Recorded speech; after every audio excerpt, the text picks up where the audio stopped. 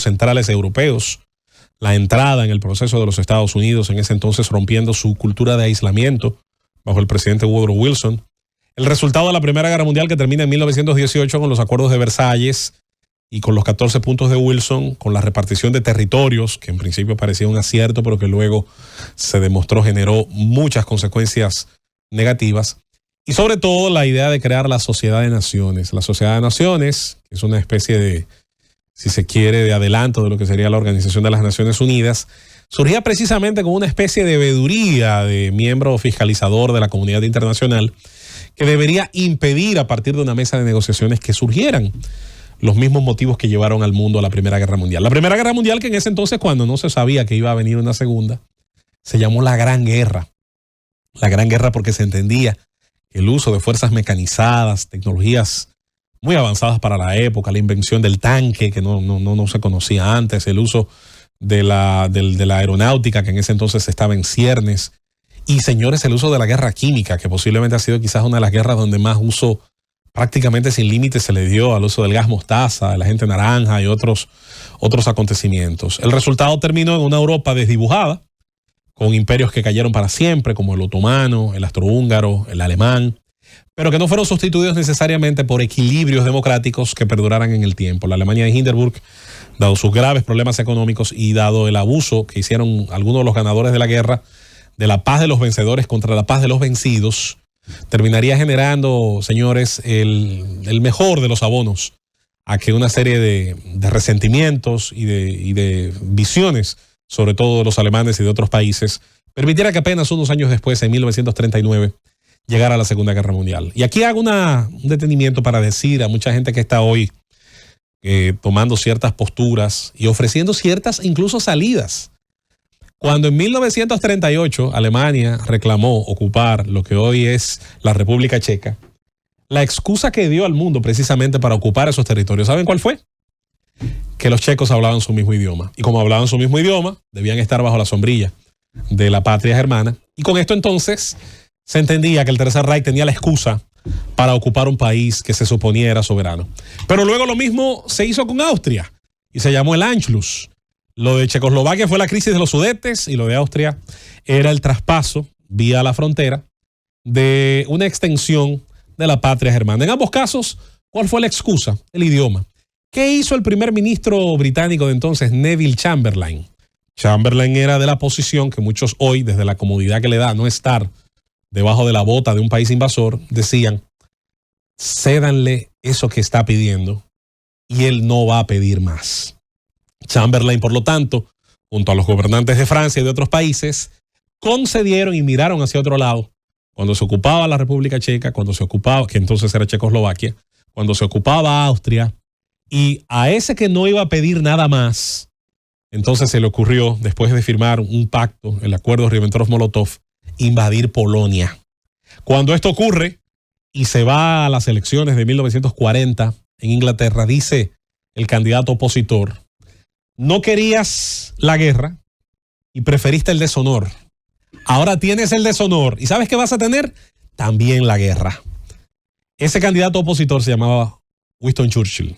Y Churchill, primer ministro precisamente durante todo ese periodo de guerra, demostró que hay paz que se parece al deshonor y que la única forma de combatir esto es precisamente ir con todo lo que se tiene ante los tiranos, ante los que amanecen un día y entienden que no les son suficientes 17 millones de kilómetros cuadrados de superficie. Tiene la Federación Rusa.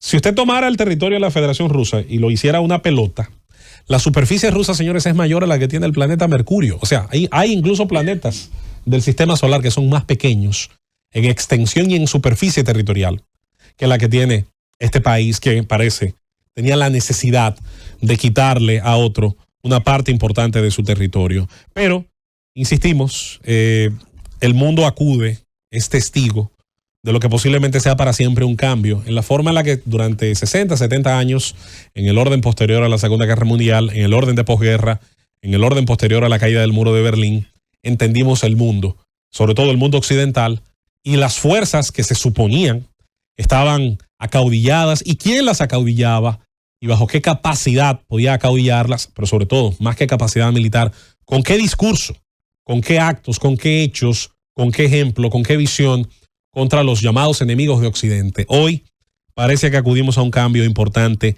de este orden.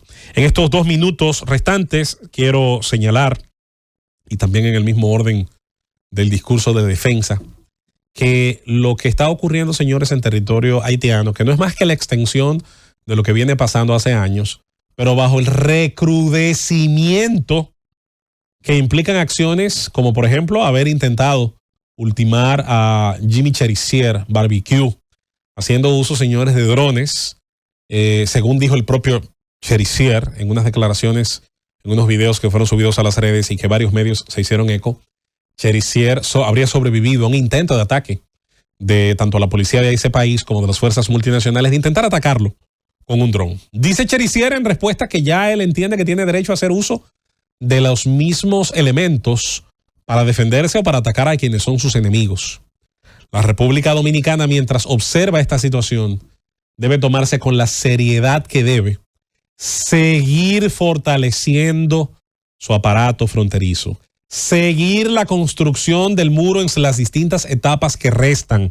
Debe ser una política de emergencia y de prioridad número 1, que no haya un solo día, posiblemente de aquí en lo adelante, en el que no se esté colocando bloques, hormigón, cemento. Y luego a esa infraestructura a la que luego debemos colocarle las cámaras, los detectores de movimiento, de temperatura y todo el acompañamiento de los equipos de traslado, de capacidad de respuesta de ataque, del entrenamiento y la supervisión de las fuerzas que allí ocupan, pero no solo en lo militar.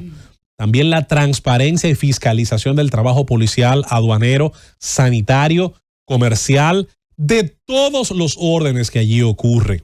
La República Dominicana tiene un reto mientras intenta seguir día a día sus actividades normales fronterizas, que incluyen el comercio, que incluyen el trasiego de mercancías que producimos y que llegan tal vez a través de nuestros puertos hacia los consumidores de aquel lado. Sin embargo, es tan prioritario hoy como ayer mantener una política que eleve las capacidades de nosotros de tener esta amenaza antes de que pueda en territorio dominicano esparcirse y dañar aquí dentro lo que tanto, señores, tanto esfuerzo nos ha tocado construir, que es hoy un ejemplo en América Latina de estabilidad. Nos vamos a la pausa y retornamos con